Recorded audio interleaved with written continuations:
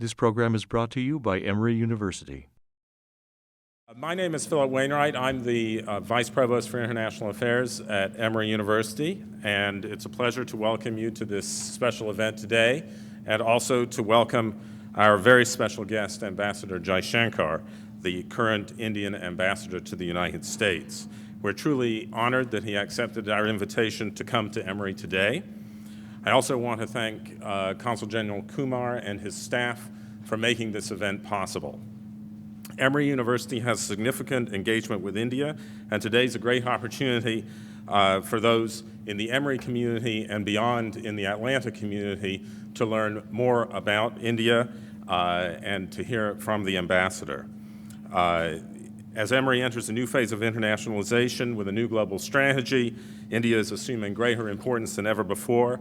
There are over 85 Emory faculty members who work in India, which is the largest group of Emory faculty members who work anywhere. And Emory and Indian students comprise the second largest group of Indian students in the incoming class this year for the first time.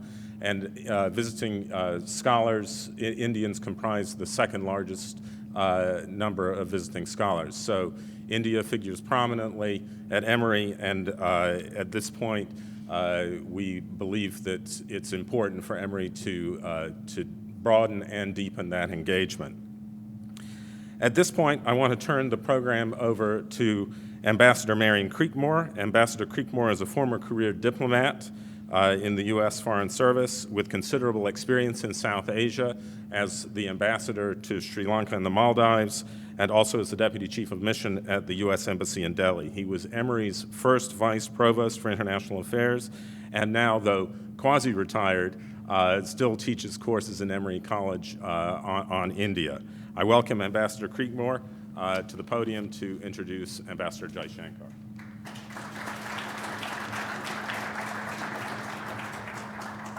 Thank you very much. In my earlier diplomatic career, I had the opportunity to work with a number of outstanding, intelligent public servants from a variety of countries. None were more impressive than the person we're going to hear today. Ambassador Jaishankar and I met in 1981. He had joined his foreign service in 1997, served in the Indian Embassy in Moscow from 1979 to 81, and returned to the Foreign Ministry to work in the Americas Division in 1981. Around the same time, I arrived in New Delhi to serve in the American Embassy. He came into his post very knowledgeable. I came to India knowing very little about the country, having never really worked on Indian affairs in my previous diplomatic assignments. Fortunately, Jaishankar and his boss, our mutual friend Arvind Deo, took pity on me and taught me a great deal about their country over the next 3 years. And they did not take advantage of my inexperience. Or I don't think they took advantage of my inexperience. And if they did, they're not going to tell you or me. After that assignment, Jaishankar went to the Indian Embassy in Washington, where he served as first secretary and worked on political affairs, and thereafter to Sri Lanka to serve as the political advisor to the Indian peacekeeping force in that country. Again, our paths crossed because I was serving in the U.S. Embassy in Colombo.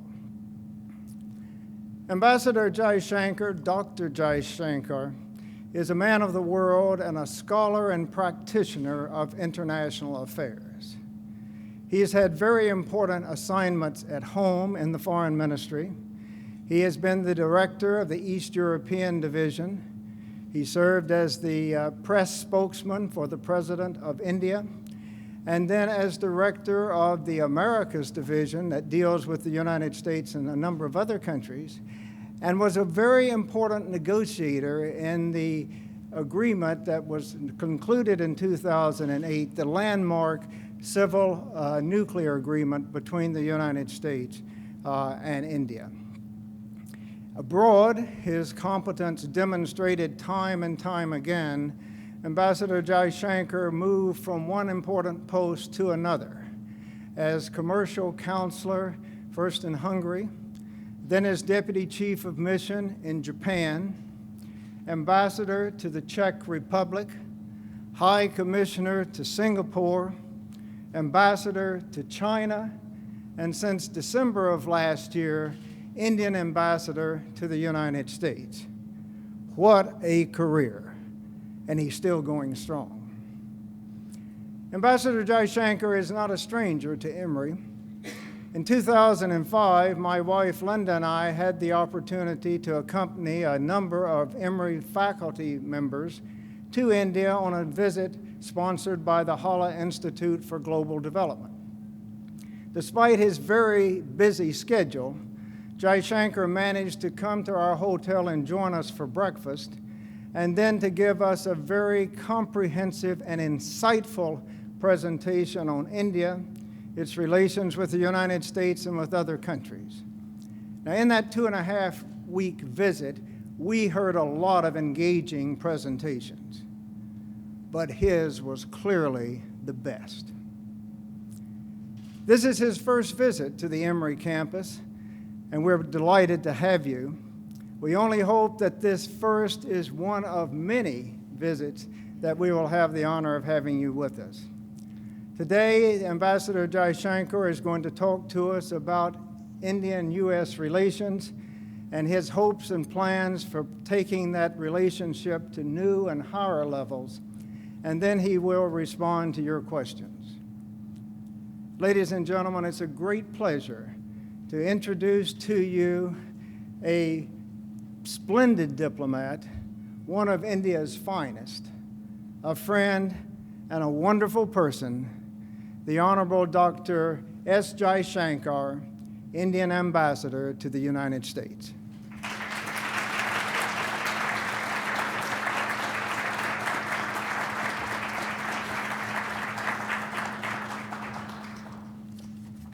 That billing is going to be very difficult to live up to. So I'll do my best. It's really a very great pleasure to be with all of you this afternoon and to speak about India's relationship with the United States. I'm particularly pleased that we are doing so in the presence of Ambassador Creekmore, who, as he told you, is someone with whom I've had a very long association, which actually, for me, it's the beginning of my relationship with the United States. So when I think of that, Ambassador Creekmore is the face that I see.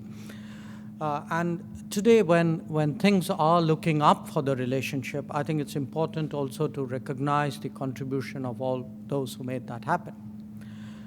Now, given the current state of our ties, I think not everyone would easily recall that our countries had a more difficult and a more distant relationship in the past.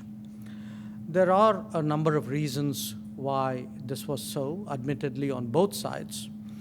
As one of the superpowers after the Second World War, the US had multiple priorities, some perhaps contradictory, that it pursued simultaneously. Part of it worked for the Indo-US relationship, and part of it didn't. So on the one hand, we had the US providing very significant amounts of economic assistance to India, including food aid at a very critical time. There were very commendable initiatives on infrastructure projects, on setting up educational institutions in India, on high-impact social and economic programs. There was also broad sympathy for a democratic society which was establishing itself against very difficult odds. But on the other hand, the US was focused on a competition, partly an ideological one, with the USSR. And in pursuit of that competition, it was somewhat disdainful of India's security interests, a little impervious to the consequences of arming a hostile neighbor as part of a global strategy. that India neither offered a significant market nor a fertile investment climate at that time did not help. Now, from the Indian side, matters were no less complicated. The post-independence climate was marked by a continued suspicion of Western powers who were suspected of not entirely abandoning the bad ways. India had its own balance of power compulsions centered around Asia, and cultivation of the Soviet Union was a key element of that calculation. Articulated as non-alignment, India's preferred policy was to avoid unnecessary entanglements, preserve its own freedom of choice, and leverage a polarized world to its own benefit. In many ways, this was not a different approach from what the US itself did in the 19th century. There was also an economic disconnect between our two countries, stemming initially from India's ambitions to industrialize against American advice, and later from our import substitution policies. For half a century after India's independence in 1947, our relationship was therefore ambivalent. Having said that, I would also add that unlike many major powers, India was never in direct conflict with the United States. History therefore leaves us with a largely open-ended legacy. What changed thereafter? A number of developments in both countries as well as in the larger world introduced new factors that produced a very different calculus. In the 1990s, India began economic reforms that significantly raised its growth rate and made it an increasingly serious destination for US investment and trade. Around the same time, India also emerged as a player in the services trade at a time when the dot-com revolution unfolded in the US and demand for techies went up. Working better as a polity, India overcame its teething problems to establish national cohesiveness. And combined with economic progress, its democracy, now devoid of the Cold War baggage, attracted greater global appreciation. In terms of international security, its emergence as a nuclear weapon state gave India greater weight. This was further amplified by its responsible behavior and political restraint. A global security order transforming in the aftermath of the Cold War and with the rise of China gave India greater salience. Developments to the west of India also saw new threats arise to plural and secular societies. This provided an additional and important facet of cooperation between India and the United States. And finally, the rapidly growing Indian-American community helped to change the image, actually determine the image of India in this country. Now, changed assessments of each other were manifested by India and the United States through a number of significant policy changes and practices over the last decade and a half.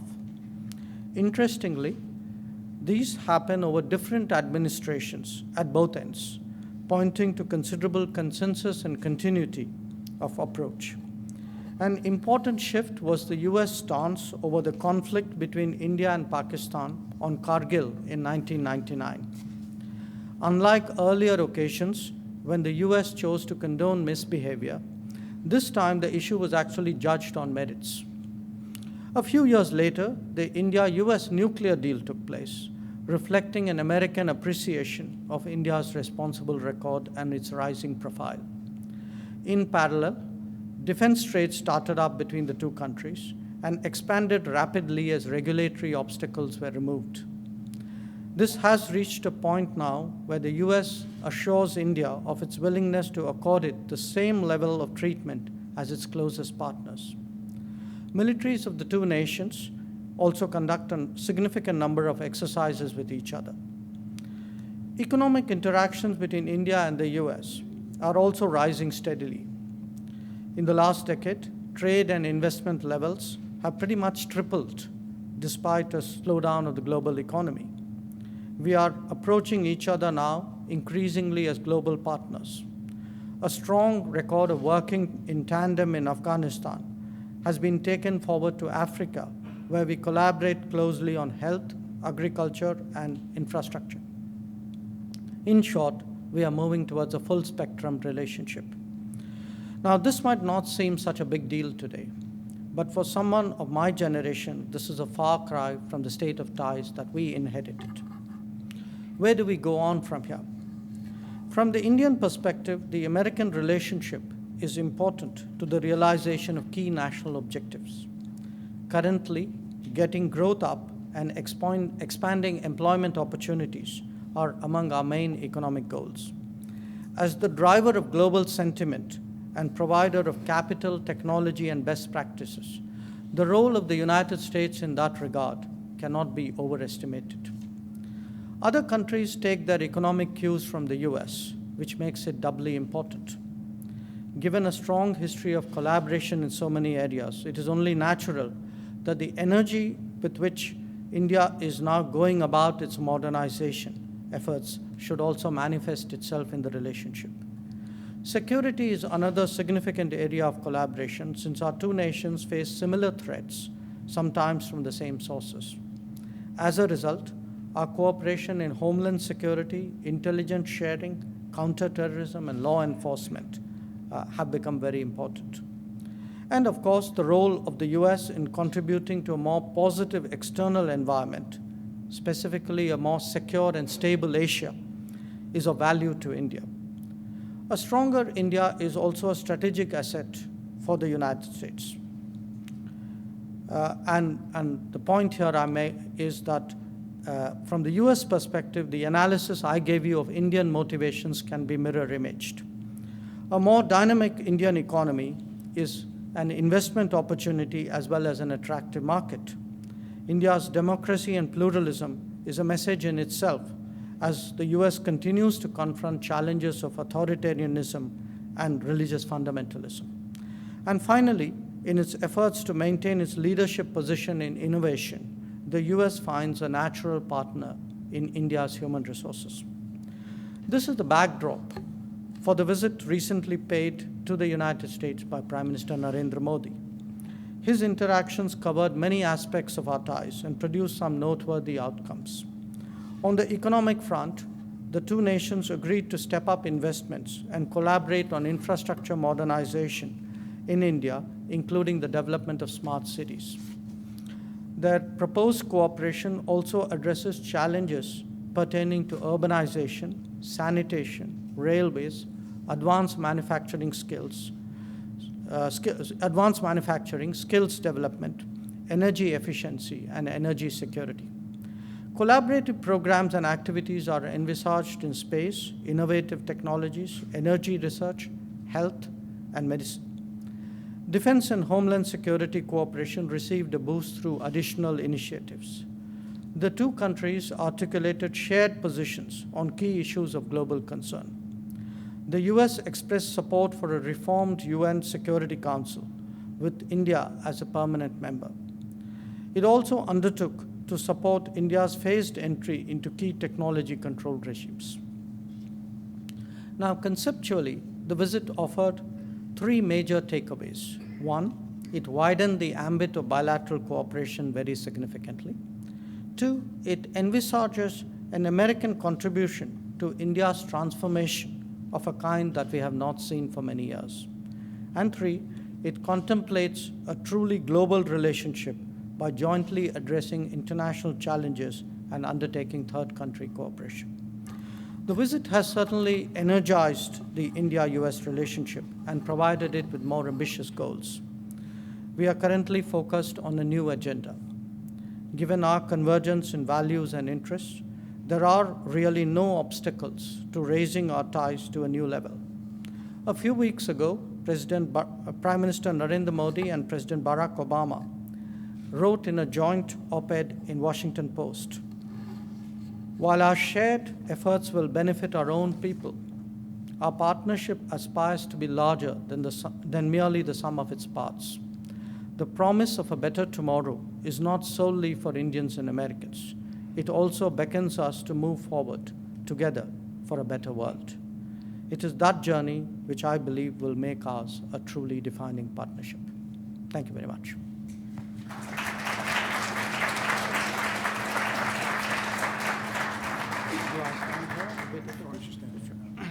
Okay, the ambassador has agreed to answer our questions.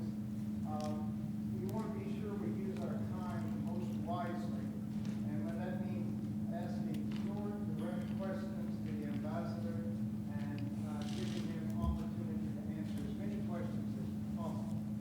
So as I recognize you, I'm going to ensure that you do ask questions and don't give speeches, because we want to hear the ambassador and his views. Okay, with that, should I see? Okay, right there, you're the first one. Ambassador, Please wait on the microphone and introduce yourselves and tell the ambassador who you are. my name is Mohan Devu. I'm the project manager for an international steel company located in Georgia, and we have implemented several projects for US Department of Defense in the areas of housing in other countries also. I'm a US citizen.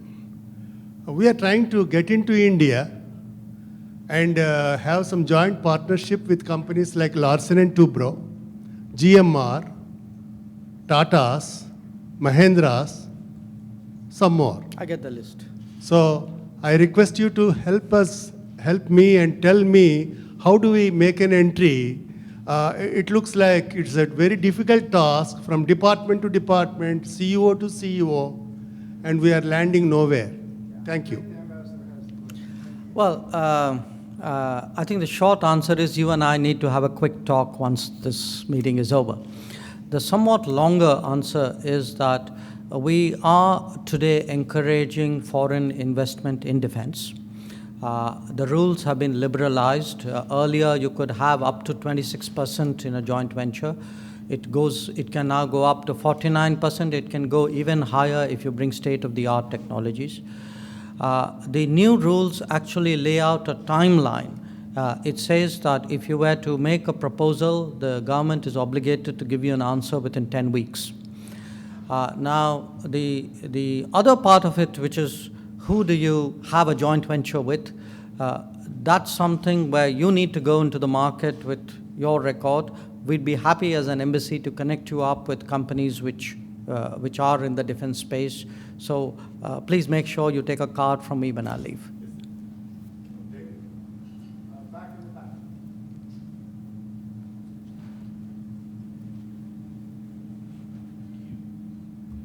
Good evening. My name is Kritan Mehra, and I'm a sophomore at Emory University. Even with Prime Minister Modi in office, what do you think is the biggest obstacle to India-US relations in the next 4 or 5 years? Well, I don't think that there are any obstacles as such to the relationship. In fact, you've heard a lot of talk about the nuclear deal which was done a few years ago. The nuclear issue was an obstacle because the US had laws and regulations which prohibited cooperation in a very wide area because of a US assessment of India's nuclear program. Now, those rules, those laws and regulations changed as part of the nuclear agreement in 2008. So if you look at legal and regulatory impediments to the relationship between the two countries growing, there are very few.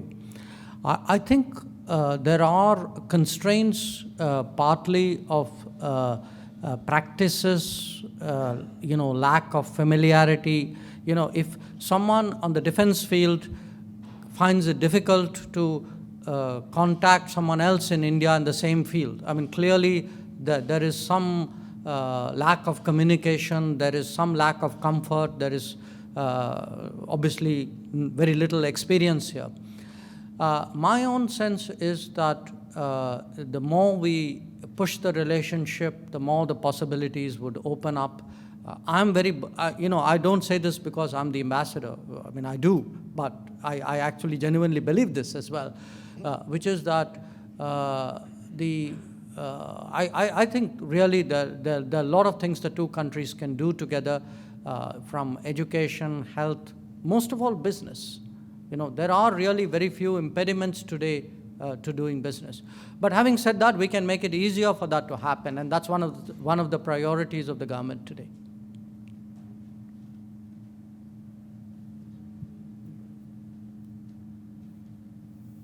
Thank you so much for being here. This is Dorothy Beasley. I'm a senior judge and a mediator and arbitrator now. And my question is this: for there to be investment and lots of business, companies are interested in resolution of their disputes, which unfortunately occur. And my knowledge of the judicial system in India is that it is very, very slow and often operates the way the English did a long time ago. Mm-hmm. And I wondered if there's any efforts being made to improve the disposition of disputes, or is there a lot of arbitration done? I must confess to you, this is not the first time I would have heard a comment on these lines. But having said that, again, part of the problem is to avoid a situation where disputes arise. Now, obviously, that's not going to be foolproof. I mean, if you're going to do business, you're going to have business disputes. My sense is today there's a very focused drive by the government with the business community in India and other parts of Indian society as partners to make India an easier place to do business. We can, when people talk of what can you do to attract more investment, make not just foreign investment, even domestic investment, we do recognize that we do not have a very good ranking in terms of countries listed for easy business. And certainly speeding up the judicial process, ensuring more efficient arbitration, would be in everybody's definition of an easier way of doing business. So it should and probably would be part of the goal, but I'm not sure that I've seen anything in recent months which is specifically addressing that issue.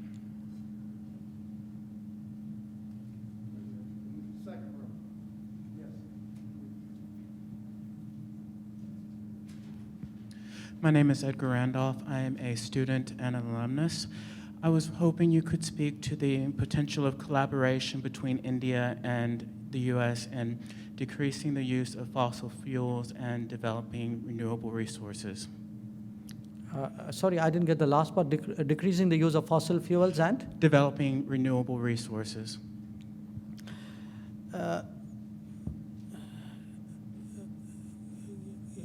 I would, you could regard me as among the more privileged citizens of India in terms of lifestyle. And the place where I live still on an average day has a electricity electricity, you're not getting electricity for about 6 hours in a day. That would be a good day, okay?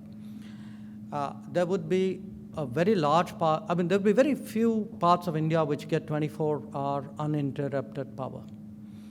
And today actually provide, and you have to live in a modern society where electricity supply is interrupted to realize the problems it causes in your life, the impediments it poses to development. It affects everything. It affects the ability of your kids to study at night. It affects factory working hours. It has a very profound impact on your lifestyle. So if you see today what is one of the great requirements of India, it is actually getting more energy supply. And if you were to look at energy supply, still in the world, fossil fuels, regrettably, are the most prolific source of energy, power generation. Now, having said that, I think everybody is conscious, and certainly people in India are very conscious of the environmental impact of fossil fuels. There is a very aggressive program to expand solar power, also wind power. These are two very strong renewables which are in the spectrum of options for us. There is interest in expanding hydroelectricity, but that's difficult to do in a country like India, given our population density and the nature of our geography. There's also a lot of interest in nuclear power, because nuclear power is seen as friendlier in terms of climate change. So I think there's clearly a recognition of the need for greater investment in renewables, greater investment in hydro and nuclear, but there's also a great demand for energy itself. So the expectations of India need to be tempered with some understanding of the demands in Indian society.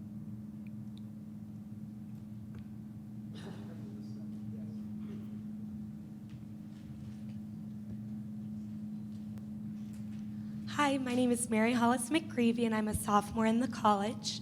In one of my courses this semester, we studied the modern state of India and some of the challenges that the youth face to get ahead nowadays. And I was hoping maybe you could talk a little bit about your upbringing and how you overcame these challenges to get where you are today. Okay. Well, I'm not sure I want to personalize this that much. Partly, my father worked in the government, so in a sense, I wouldn't say I had the challenges which many people in India did. I mean, there would be people who, frankly, had a much more challenging upbringing than I did. Having said that, we are a country of somewhat formidable numbers. So anything you do, I mean, when you, for example, sit for an examination to join the Foreign Service, you're looking at least 5-digit, when you look at your competitors, I mean, you're looking at a minimum of 5 digits, sometimes even 6. When you're looking at university admission, you're again competing against huge numbers. So I think what it does is it sharpens your competitive skills. I mean, the good part of being in a very crowded society is you learn to make yourself felt in some way. So it's very interesting when I've now spent close to 40 years in the diplomatic service, lived in 8 countries, and compare India to other countries, compare myself to other people, and my wife is Japanese, and so often we do these comparisons at home, and you end up with very interesting character traits. You know the saying, a squeaky wheel gets the oil. Now the Japanese equivalent of that is, if the nail that stands up gets hammered. Huh? So what I mean to tell you, we need to, we develop the skills of getting attention, of making your presence felt, of competing very, very aggressively. Sometimes it makes us very individualistic. Perhaps some other societies where you don't have the same pressures and the same numbers and the same challenges, you tend to have a different societal trait. But more, I don't know if there's really more to it than that.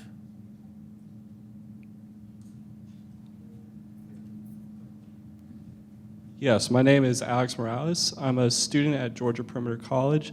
I was wondering, what kind of outlays or deals do you see happening between the Indian government and the Obama administration up until 2016?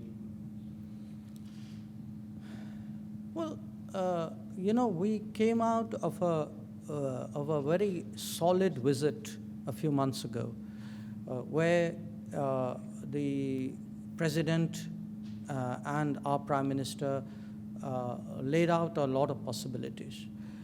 And many of these possibilities today are linked to changes which the Prime Minister hopes to unleash and encourage in India.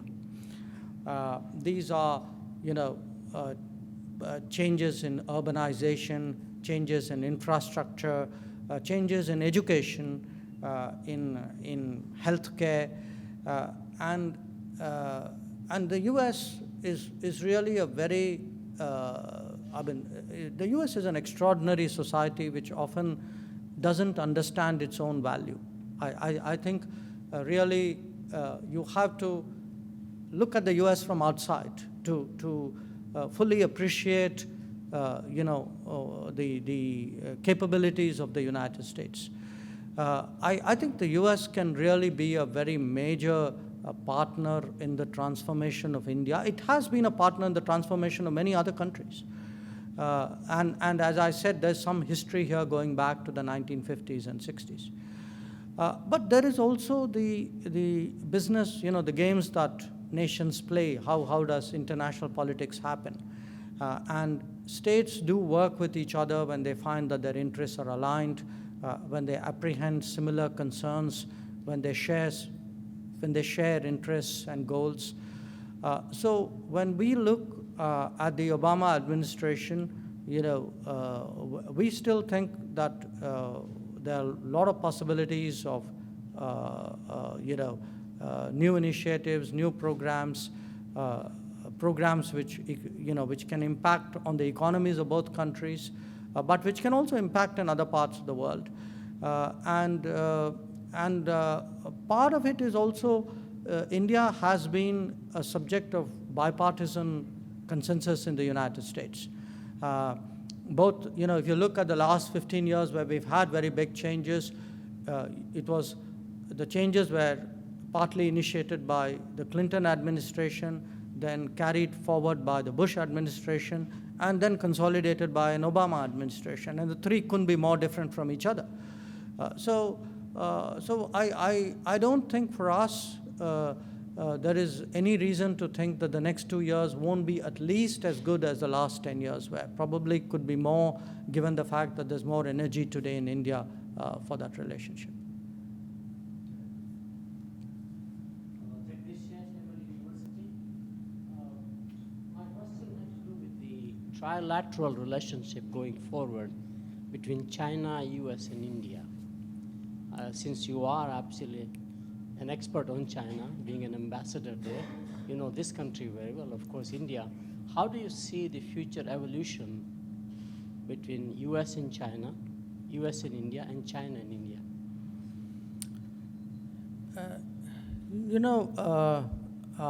Yes, I'm not sure I'd call myself an expert on China, but having spent 4.5 years there dealing with our relationship, my sense of the US-China relationship is at a completely different level. If you look at the magnitude of the relationship, the depth of that relationship, it's much bigger than India's relationship with the US or India's relationship with China.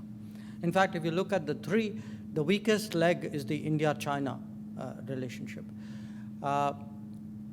In some ways, what's happening between US and China could happen between India and China, which is we could be doing more business, both literally and metaphorically. We could have much greater societal contact than we do currently. We could be connected in very different ways. We could be working together on many more issues. If I were to make a prediction on where that relationship would be 5-10 years from now, that would be broadly my prediction. I really think that relationship would unfold very seriously in the next 5 to 10 years. Having said that, the India-China relationship has a history. It's been affected for many years by the border dispute. And how do you manage your security challenges while exploiting your economic opportunities? I think, how do you get a good balance? I think that's the challenge. And in some ways, that's also been the challenge between US and China, but from a different perspective. So I think that the India-China part of the triangle would be stronger. I think it would be good for the world if that trilateral became bigger and also became more even. I mean, it won't be an equilateral triangle, but at least if it could be closer to an isosceles triangle, I think it would be better.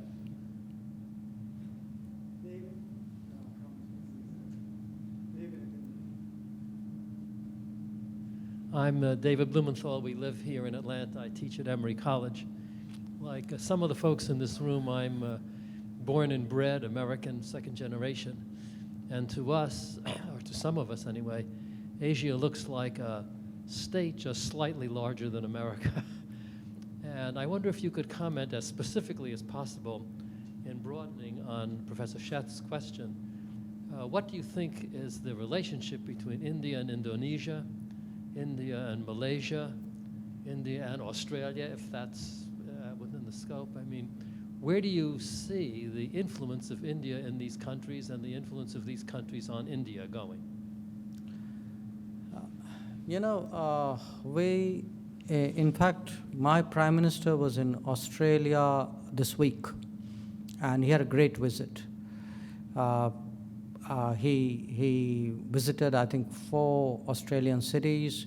He actually addressed a meeting of, 15,000 people. He had a great event on the cricket ground. But if I were to compare the three, it's an interesting comparison because each one has something different. 2 out of the 3, Malaysia and Australia, are Commonwealth countries, so we share a lot of political traditions with them. The Australians have a cricket team, the Malaysians don't. At least they don't have it at that level.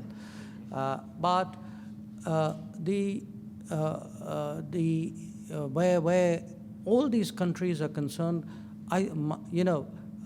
my sense is an India which is growing, which will be trading more, which would be receiving inward investments and investing outwards, which will be a greater consumer of global resources, which would be a bigger services power and therefore, in a sense, have a role in other economies.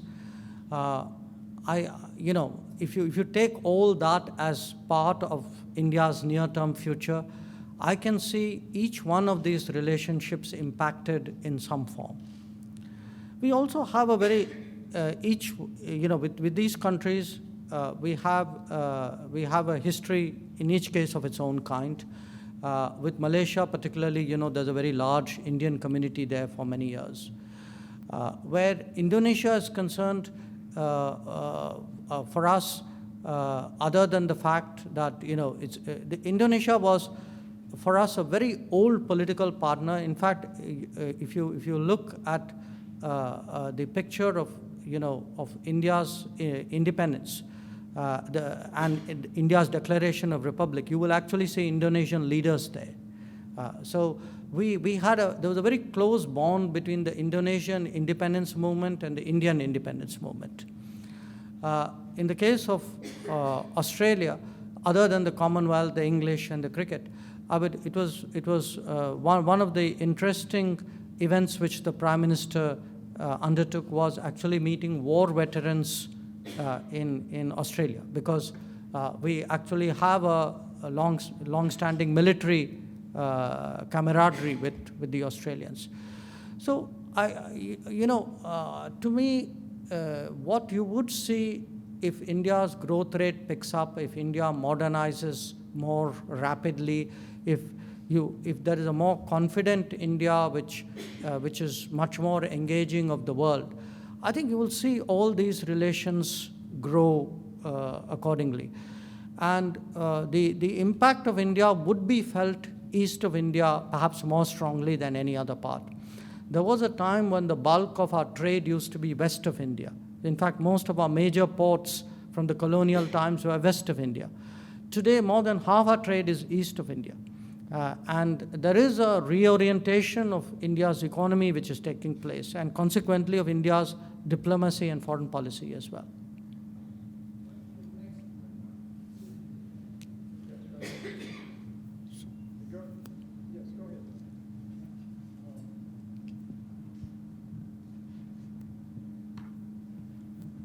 Thank you very much. I'm Neil Schulman, professor here at Emory.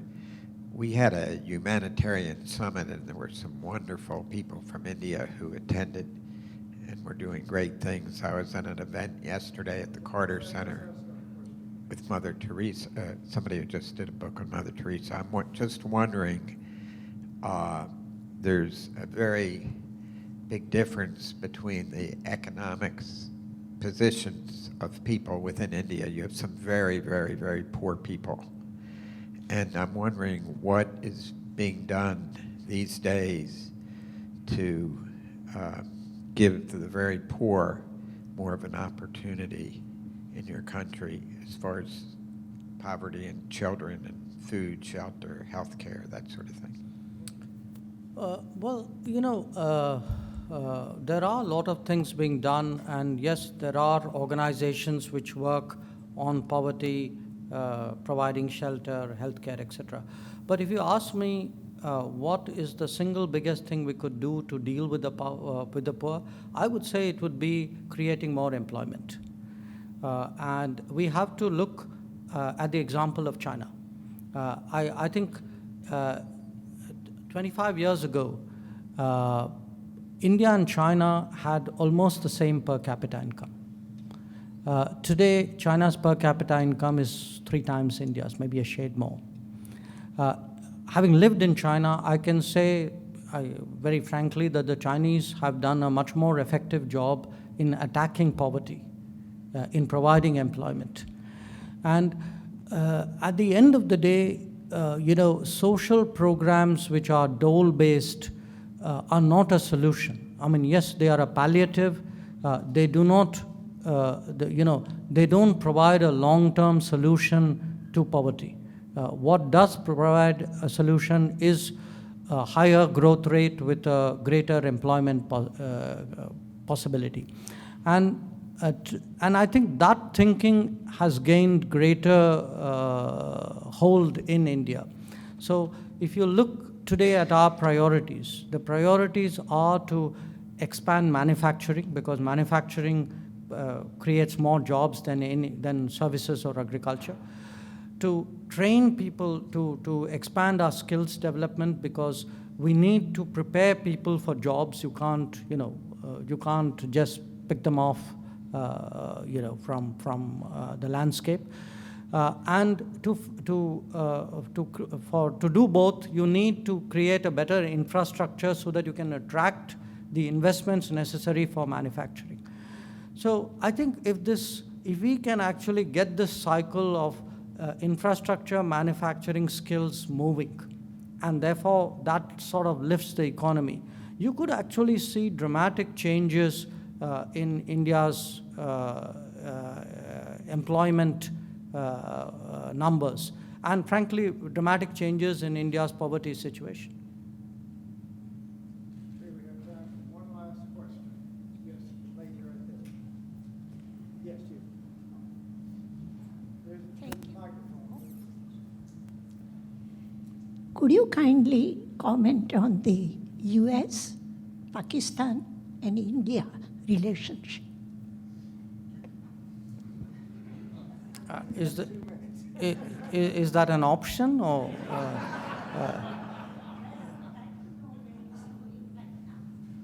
Previously, it was like a yo-yo type of relationship, and Pakistan was more favored in the eyes of Indians, and it was supplied so many armaments and whatever it needs, and it irked India. Mm-hmm. And now the situation hopefully has changed. So do you think that it's improving? Is it strategically more convenient to America to side with India because of some of the things that you mentioned earlier, for a number of reasons, technology and other things? Okay, I did delicately refer to this in my remarks when I spoke about the US ignoring the consequences of arming some of our neighbors. What has happened in the last few decades is there was a time when, in the eyes, in the eyes of U.S. policymakers, there was a need to maintain, in fact, even create some kind of balance between India and Pakistan. I think that calculation drove American policy for many, many years. And even at a time when that balance was untenable, it continued to drive American policy. I think the change started to happen in the 1990s, and part of it was the economic growth story in India. Part of it was the image of India as a services or a tech power. So part of it was democracy, civil society, the ability to identify more with India than perhaps with Pakistan. India and Pakistan have gone different ways. And I think the answer, the results are there for all of us to see. So I guess at some stage people drew the right conclusions. Now, what may have changed matters even more is the fact that the US has found itself threatened by political forces which are, which have a very extreme view of religious beliefs and which are very violent in their means. And we in India have also challenges from the same set of people and same set of beliefs, certainly. So I think that the way that triangle used to work perhaps is quite different now. I think people have very different expectations from the two countries. The relationships are very different. The nature of cooperation is different. But having said that, I think I would also say this from the Indian perspective, that we really do want a stable, secure neighbor, because it doesn't help us to have an unsettled neighbor, an unstable neighbor, certainly a neighbor who's not, whose goodwill is suspect. So I think working that still is a challenge for all three of us. Please join me in showing our appreciation to the ambassador. The preceding program is copyrighted by Emory University.